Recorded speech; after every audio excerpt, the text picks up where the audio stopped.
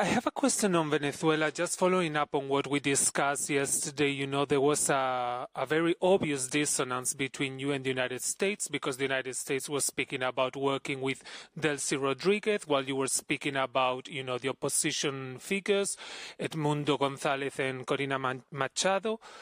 Have you reconsidered the position? I mean, what do you plan to do from now on? Because there's a situation on the ground, whether you like it or not. The United States is going to work with Rodriguez, whom you don't consider legitimate. So how do you plan to move on from now on in your relations with Venezuela and also with the United States in Venezuela? Thank you. Thank you, Jorge. So let's go back to the basis and the facts that we have seen. And as you have mentioned, Delcy Rodriguez has just been sworn as interim president of Venezuela. We do not have a specific comment on that. What we have reiterated, and I'm happy to recall it again, is that the authorities in Venezuela, they derive their mandate from an electoral process that failed to respect the will of the people for democratic change. So we have stressed out yesterday and also today that the future of Venezuela should be precisely shaped through an inclusive dialogue leading to a democratic transition, and hence include all those actors that are committed to democracy. And this include the figures of the democratically elected opposition leaders. What we will do in this case is what we have done so far, even though we have not recognized the legitimacy of President Maduro, and the same for Delcy Rodriguez as such, but we will maintain targeted engagement throughout with the Venezuelan authorities to safeguard our own interests and uphold our own principles. Mm-hmm. Yes, thank you. Do you plan to relax or to at least revise or to initiate the revision of the sanctions that are currently placed on Delcy Rodriguez? Because I remember that Maduro himself was not sanctioned, even though people in his regime were. Will the same logic apply to Delcy Rodriguez in order to maintain this targeted engagement that you talk about? Thank you. Thank you. I have no comment to make on that because, as you know, when it comes to sanctions, all the decisions are taken in unanimity by our member states, and I cannot preempt or prejudge any of this work. Mm-hmm. Thank you. Maximilian Henning, you're active. This is also on EU-US relations, but on a much more niche topic. Specifically on the enhanced border security partnerships that the Council authorized the Commission to go into negotiations with before the winter break. This is a question for Markus probably. This is about the exchange of... Just keep order in the press room and stay with the foreign affairs questions. Yes.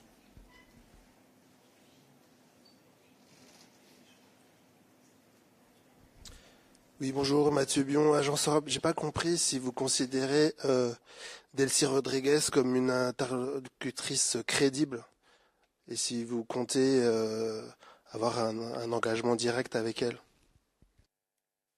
En fait, qu'est-ce que je dis en anglais, mais je peux le répéter aussi en français. On a dit que Delcy Rodriguez a prêté serment en tant que présidente intérim. Toutefois, les autorités vénézuéliennes tirent leur mandat d'un processus électoral qui n'a pas respecté la volonté des changements démocratiques. Et pour ça, on considère comme l'Union européenne que l'avenir du Venezuela devra être façonné par un dialogue inclusif qui inclut toute la participation de tous les acteurs engagés en faveur de la démocratie. Mm-hmm. Other questions on this? On foreign affairs? Broader questions? Yes. Yes, thank you. Marco Bresolini, Italian newspaper La Stampa. Yesterday you remind us that last Saturday, the High Representative was in touch with the U.S. Secretary of State Marco Rubio and the EU representative in Venezuela. Can you update us on the eventually recent contacts that the Kaja Kallas have had in the past 24, 48 hours, or is she acting on this crisis, or is she focused now on the meeting in Paris of the coalition of the willing for Ukraine? Thank you. So,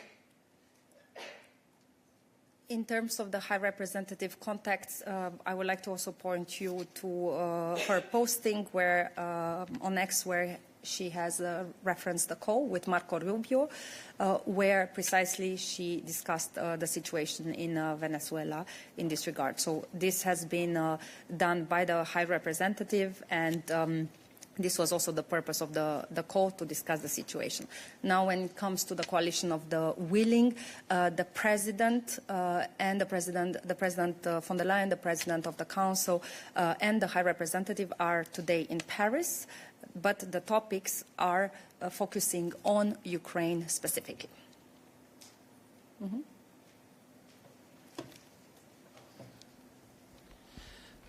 On the meeting in Paris, since the President of the Commission and the High Rep will be represented, and also a representative of the U.S. administration will be there, do you think that this could be an opportunity to exchange with the U.S. allies also on Greenland dossier, and in the margin of the meeting of on Ukraine, or do you think is not the right place to raise this issue? Thank you.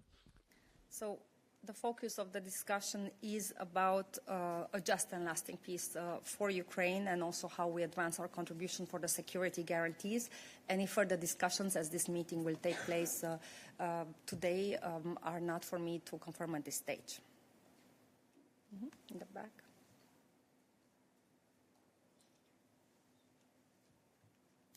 Good afternoon, Vincenzo Genovese from Euronews. Thank you very much. Has the High Representative raised the issue of the civilians killed during the U.S. raid in Venezuela? Thank you very much. I do not have information on this point specifically, but I will be happy to come back to you in this regard. Okay, I don't see, yeah?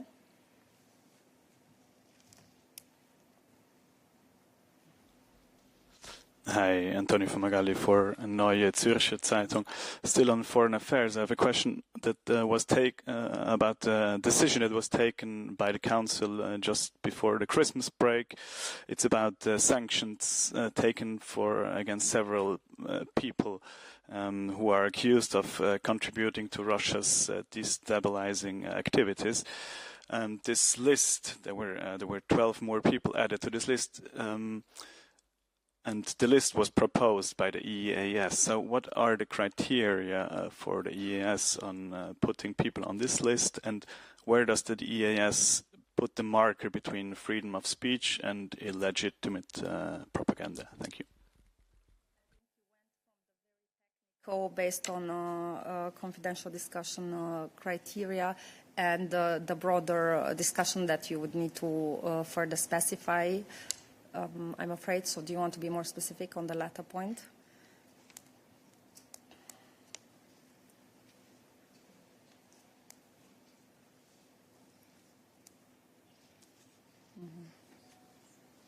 If you want, I can elaborate, but without further going into details, and it's a whole list that we can give it to you on the criteria, because they're very specific, that they have to be met, and it considers the legal framework, the restrictive regime, and also the geographic specificities, if it's designed for a country, or topical, horizontal topic, is it about weapons, terrorism, human rights violations, so therefore, the very detailed elements on this, but we can provide you with a whole list.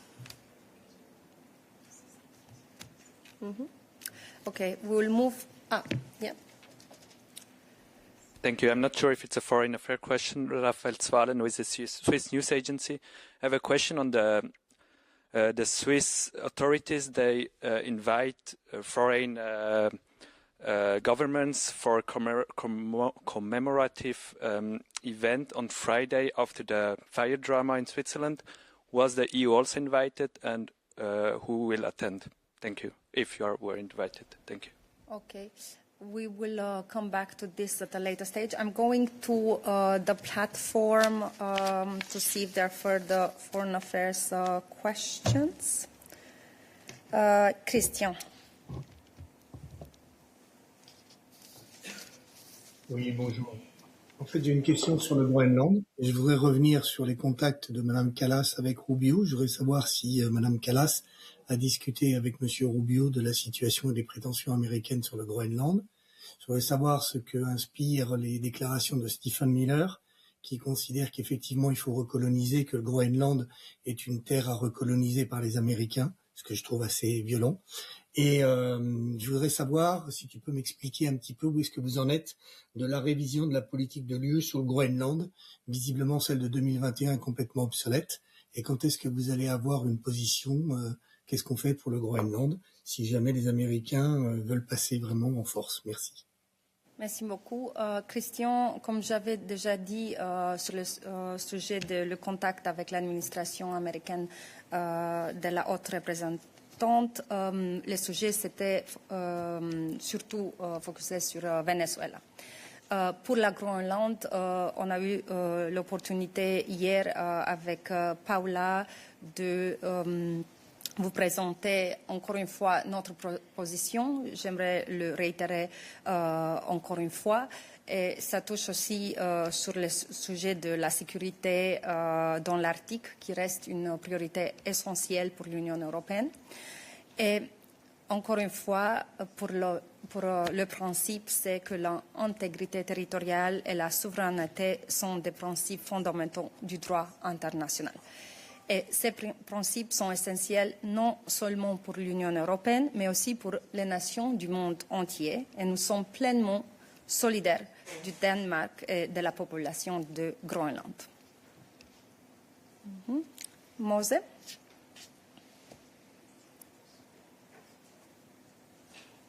Yes.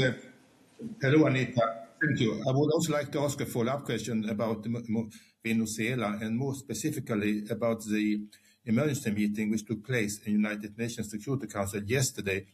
It seems that the EU member states that are members of the Security Council didn't speak with one voice. I mean, thinking about Spain, France, Denmark, and Latvia, and to some extent, I think, deviated from the EU statement which we talked about yesterday, which was issued by High Representative Kallas on behalf of all 26 member states, with the exception of Hungary, I think. Do you have any comment on that? Can we, let's say, describe the statement by Kallas as, so to say, EU's least common denominator on what happened on the United States military intervention in Venezuela? Thank you. Thank you. I think the U26 statement is very clear in this regard, and thank you for the opportunity of reiterating it once more. One of the key elements of the statement, which says that the principles of international law and the UN Charter must be upheld, and also members of the United Nations Security Council, they have a particular role and responsibility to uphold these principles as a pillar of international security. And once more, the EU has stated that Nicolás Maduro lacks the legitimacy of a democratically elected president and pointed out to the right of the Venezuelan people to determine their future.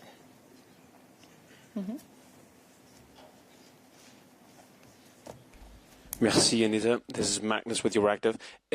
Just on Greenland again, we hear from our good colleagues at The Economist have reported that the US is potentially looking to propose to the Greenlandic Home Rule government in Greenland a free association agreement of sorts. Is the EU here in Brussels looking to maybe also sweeten the deal somehow for the Greenlanders to, keep them on a somewhat European path and in the EU's sphere of influence? Thank you. Sorry, can you specify your question? Greenland is an autonomous territory, part of Denmark, part of the EU. So what sphere of EU influence we're speaking about? The Americans are looking to propose, as reported by The Economist, a free association agreement with Greenland. Is the EU looking to do something of the same on its behalf? Thank you. Thank you. I cannot prejudge anything in this regard other than the principles that I have just stated. Any topics, hands raised on foreign affairs while on this? Then I'm moving again back to the platform. David. Yes, thank you. Thank you, Anita. David Carretta, Radio Radicale. Again, on Greenland, if I may. Yesterday night, Stephen Miller told to the CNN that Denmark has no right to assert its control over Greenland. And then he also said that nobody is going to fight the US militarily over the future of Greenland. I know that you do not comment on comments, but the person who is speaking is the Deputy Chief of Staff of Mr. Trump. So I'm asking you to consider the possibility to comment to this comment. And secondly, is the President going to speak to Mr. Trump on this issue? Or does she think that it's not so important for the future of the European Union? Thank you. Thank you very much.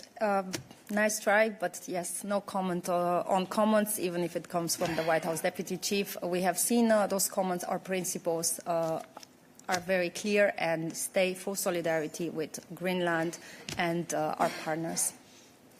Next. Follow up, David. Yes, thank you. Is the President, will the President call Mr. Trump to clarify the situation on Greenland, or does she think that it's not such a priority for the future of the European Union? Thank you. I'll come back with further information if I have anything. I do not have at hand in terms of context regarding specifically Greenland in this regard. Mm-hmm. All right. I see no further questions on the platform online. Jonathan confirms. Further questions? Yes.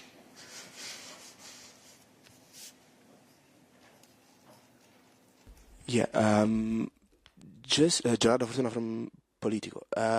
Just a question on Mercosur. Considering not the statement, but a tweet from the White House, but also from what Trump recently said about Trump's hemisphere, this Don't Row doctrine, how the Commission would envisage Mercosur, which is basically a trade deal with a bloc that it's in this hemisphere, would it be considered a way also to tackle a bit this Don't Row doctrine? What's the position of the EU? I'll ask Thomas to come and join me.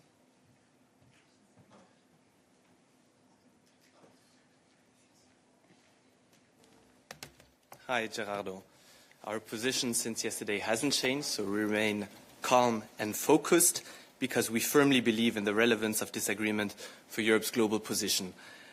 Since the last UCO in December, we have been engaging a lot with our stakeholders, with our member states, and we, of course, remain in dialogue with our member states in view of signing the agreement with Mercosur as soon as possible. I will not go into hypotheticals here. We strongly believe in the relevance and the importance of this agreement. Follow up? Thanks. At the same time, did you have any feedback from the partners? Because the partners have been quite vocal against some of them, actually. The US strikes, and there was a bit of a lack of reply from the European side. So I don't know if you had any feedback from them, from the Latin American partners after the Venezuela strikes? Thank you. Not aware of any contact. I mean, I can of course confirm that Commissioner Šefčovič is always in contact with his partners. Now, again, we are here focused on getting this over the line with our member states. So our discussions here are really here with our member states, with our stakeholders in view of finalizing this as soon as possible. And important also to clarify that these are totally two different issues, that Mercosur is part of our diversification strategy and has nothing to do with the matters before. Any points on this? I do not see any in the press room, so I'll move again back to the platform. Also, you had your turn, so I'm going directly to Maria. Hello, thank you for the question. It's on Mercosur, because tomorrow the Commission invites ministers of agriculture to discuss the future of farming and food security. I don't know if it is exactly for Thomas, but do you plan to put on the table the topic of Mercosur as well as a subject to discuss with the 27 ministers of agriculture? Thank you. Thank you, Maria. I mean, Maciek can step in on this one. We have just published a daily news. I don't have any specific trade elements here to bring, unless to recall that, of course, Commissioner Šefčovič is also regularly and always in contact with agricultural constituencies, but this will be more for Maciek in case he wants to complement, yes. Okay. In the meantime, I also see Marlene a follow-up on Mercosur.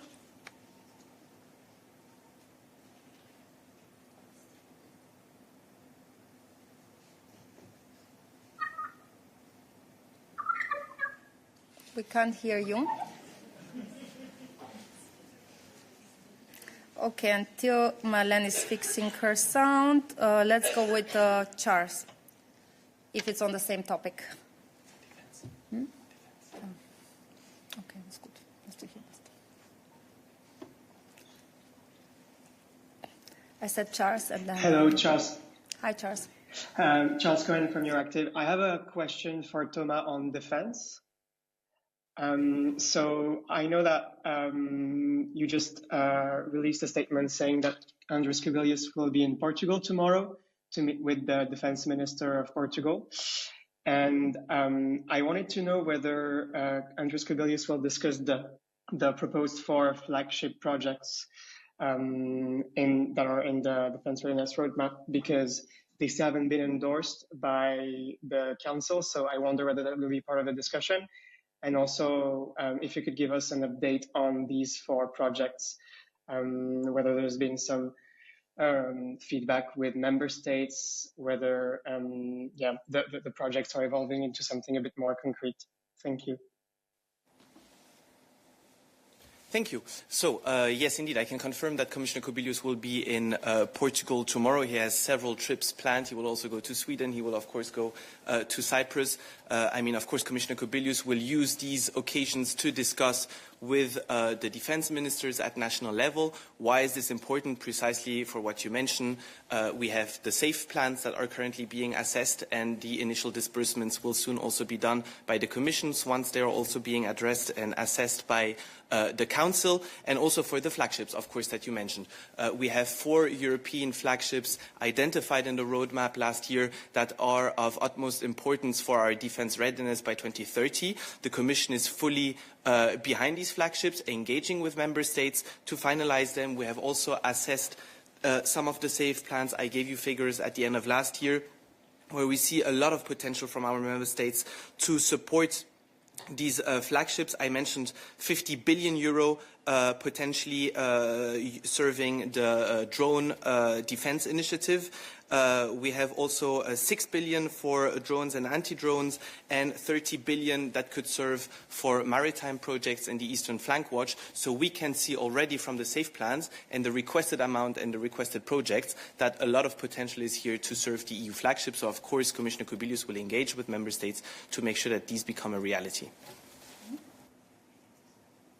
Any further questions in the room? On topic?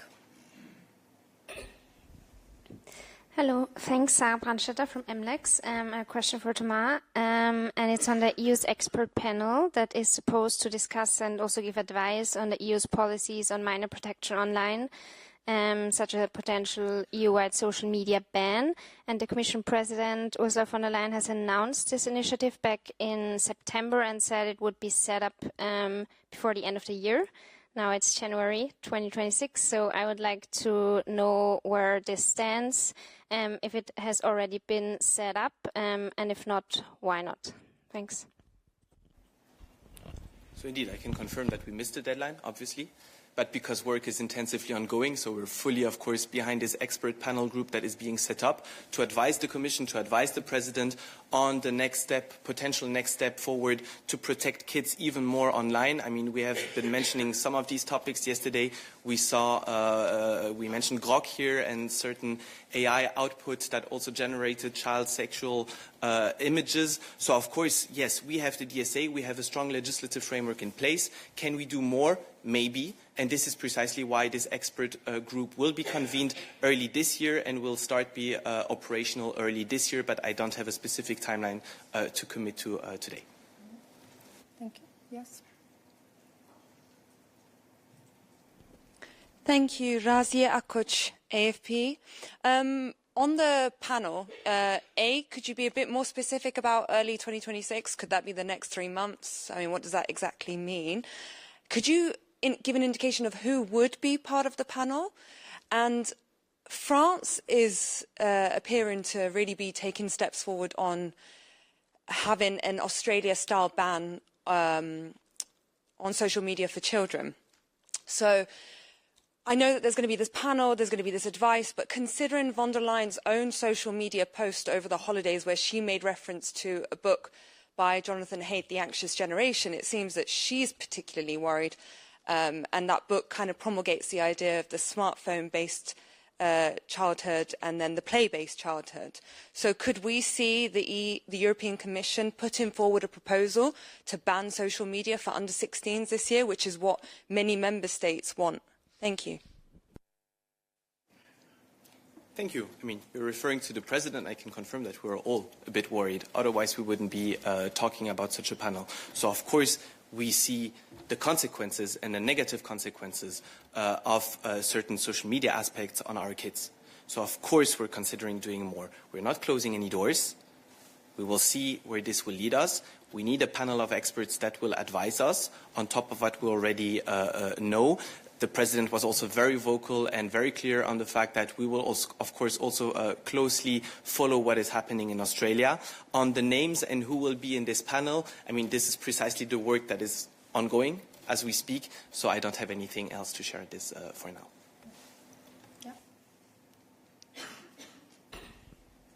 Just a quick follow-up. Can you specify again what's the goal for the expert panel, and is there like a timeline for anything to be delivered? No timeline to gather information. So let me take this again from the beginning. We are the best jurisdiction worldwide. You will not find better than the EU to protect kids online. We have the best legislative framework in place. We have the DSA. We have the General Data Protection Regulation. We have the AI Act. So we, of course, have the appropriate framework to protect our kids. Now, we see that despite the EU being a leader in protecting its kids online, we see that more can potentially be done. So why would we close this door here from this podium? If we can do more, we will do more. We have an age verification app that the Commission has developed that is now being tested in 5 member states, including France. Raz, you were referring to that. So, of course, member states are taking action. So some of them want to go further. We will have a panel of experts advising us on the potential possibilities here. Razi, follow-up? Since you made reference to the Digital Services Act, I'm looking at a document where I've got all the DSA probes, when you've opened them, when there's been preliminary findings, and when there's been a fine. And, you know, obviously for the date of opening probes, there's many. And some of these are focused on kids. And some of them were opened in 2024. We're now 2026. So, you're saying that the DSA provides for protecting kids, it's the best jurisdiction, but it's easy to open a probe. It's about whether you're delivering change from that probe. So could you enlighten us as to whether the probes so far have delivered changes? You know, there's one, I think, into Meta, maybe, Facebook and Instagram, and then TikTok. Are there changes behind the scenes that we don't know about that's been helping kids? Can you elaborate a bit more? Yes, I can confirm it's easier to open a probe than to bring real changes. That's precisely why the Commission is actively working on that. I can reassure you, the Commission and DG Connect have not been sitting here and not doing anything. Work is ongoing. Work is heavily ongoing. We have already obtained very good changes from certain companies. I mean, we all remember the TikTok Lite case that was not closed in 2 years, but in 2 weeks, where the TikTok Lite addictive program on our kids was removed from the European Union. So this is already one of the success stories. Targeted advertising to minors is forbidden under the DSA. This is not a change that is happening behind the scenes. This is a change that is happening in real life and that our kids are already benefiting from. So, of course, changes are happening. You don't see all of them, but they are happening in the real world. Online, for example, recommender systems can be adapted to protect kids. Screening time can be impacted by some of the proceedings. So, of course, work is ongoing. For certain investigations, we need more time, and this is what the Commission is doing. But I can tell you that, as EVP also said, we will close these cases. Thank you. If no further questions for Thomas, do you have a follow-up? No, afterwards. Okay, I would like to go back to Maria because I promised further information for Maciej. And thank you so much, Thomas. And then you.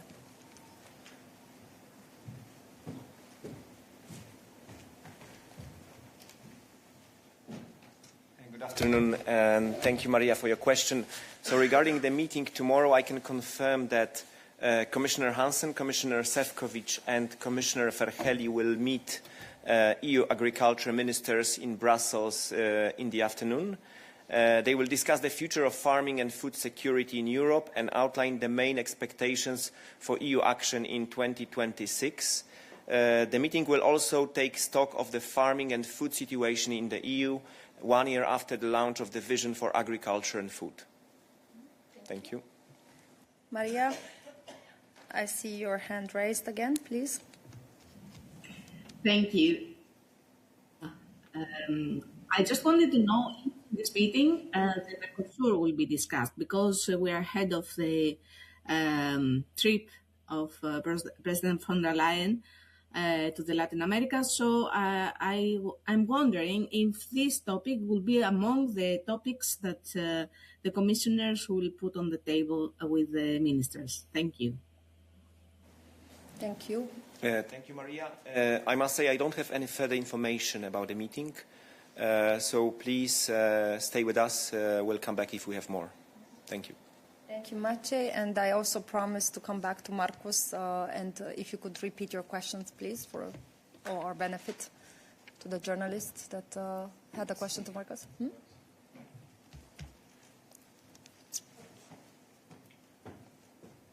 Yes. Hello. Sorry. Yes, Maximilian Henning from Euractiv. This is a question on the mandate given to the Commission for the enhanced border security partnership with the US that the Council gave before the Christmas break. This is about the exchange of biometric data of European citizens with the US. And my question is specifically regarding all the tensions that we heard earlier about and the US sanctions on European citizens, for example, in the International Criminal Court, or former Commissioner Thierry Breton, other European citizens that work on the Digital Services Act. Regarding all of this, I wanted to ask if the Commission thinks it's prudent to give access to such sensitive data to the US administration. Thanks. As you rightly said, in December, so on 16 December, the Council agreed the negotiating mandate for a framework agreement between the EU and the US for an enhanced border security partnership. The mandate includes clear and robust safeguards on data protection. And with this Council mandate, we can now start the negotiations with the US. Thank you. Follow-up? Yeah, I mean, I would just reiterate my question. I mean, I saw the mandate, but just taking into account the current tensions with the US, I mean, do you think this is the right way to take currently regarding especially that this is very sensitive data, fingerprints and so on? Thank you. Okay, I can give you a little bit more details on the context and the background of this mandate. The objective of the Enhanced Border Security Partnership is to enhance security through reciprocal exchange of information for the screening and verification of identity of travelers. This is to determine if an entry to or stay in the EU or in the US would pose a risk to public security or public order. This information should contribute to increasing the security of border checks and visa processing, and the reciprocal information exchange will take place between the member states' national systems and the US. No information from the EU large-scale IT systems would be involved. So two important additional elements here. It's a reciprocal system, so we only give information when we also receive information, and it is a framework. That means that member states will be able to then hash out their own agreements with the US. So we conclude the framework. The framework includes strong safety safeguards, as I've already mentioned, and they will ensure a non-systematic nature of the information exchange and that the exchange is limited to what is strictly necessary to achieve the objectives of this cooperation. Thank you. I see no further follow-up. So we started with Foreign Affairs, we conclude with Foreign Affairs. Mose. Okay, thanks again, Anita. Most up about this time, so I would like to come back to another question about territorial integrity that relates to a statement by the Action Service just before New Year about Israel's recognition of Somaliland. And according to the statement, Somalia's territorial integrity should be respected, and the recognition of Somaliland, which, as you know, broke away from Somalia in 1991 after a civil war, that could further unstabilize the situation in the region and around the Horn of Africa. I would like to ask you for clarification because this statement seems, I think, to contradict the reality on the ground, whereas on the contrary situation in Somalia, which is very unstable and which, as you know, is dominated by a terrorist organization, Al-Shabaab, and also with EU's own policy and previous statements about the democratic development in Somalia, and I'm referring to election observers mission back in 2007, where EU member states were very satisfied with those elections. So how can you clarify this statement? Thank you. And there's no one better placed to answer this question than Anwar. Thank you, Anita. Good afternoon, Mose. First, there is no contradiction whatsoever, and for the sake of full clarity, let me here recall the statement that we have issued on the matter, and then happy to add some further elements to it to give you a comprehensive answer. We have, as EU, reaffirmed the importance of respecting the unity, sovereignty, and territorial integrity of the Federal Republic of Somalia, pursuant to its constitution, the charters of the African Union and the United Nations. This is key for the peace and stability of the entire Horn of Africa region. We have also encouraged meaningful dialogue between Somaliland and the federal government of Somalia to resolve long-standing differences. So in light of such, our statement obviously stands, including that we have, as I just recalled here, encouraged meaningful dialogue between both Somaliland and the federal government of Somalia to resolve long-standing differences and forge a way forward. In other words, no ambiguity whatsoever. Thank you. Follow up? Yes? No. On the topic? No. I don't see any follow-ups for Anwar. Thank you, Anwar.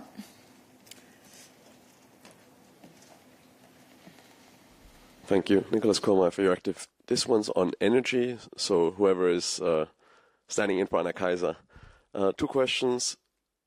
Does the EU hold that a disruption in US LNG supplies could trigger a gas shortage in Europe, given that NSOG did not account for this in its forecasting? And secondly, does the EU expect the role of the US as the single biggest supplier of LNG to Europe to play a role in upcoming, let's call it, discussions on the role of Greenland? Thank you. Thank you. Eva stepping in for Anna Kaiser, and she will come back to you. I saw a question there in the back. Yeah, hi, still Gerardo from Politico. There's just been released a joint statement on Greenland by 6 EU leaders plus the UK Prime Ministers. Is there any did you know about this statement? Is there any reason why there's no EU institution in there? Why you couldn't manage to put together your reaction and these 7 leaders managed to do the same? Thanks.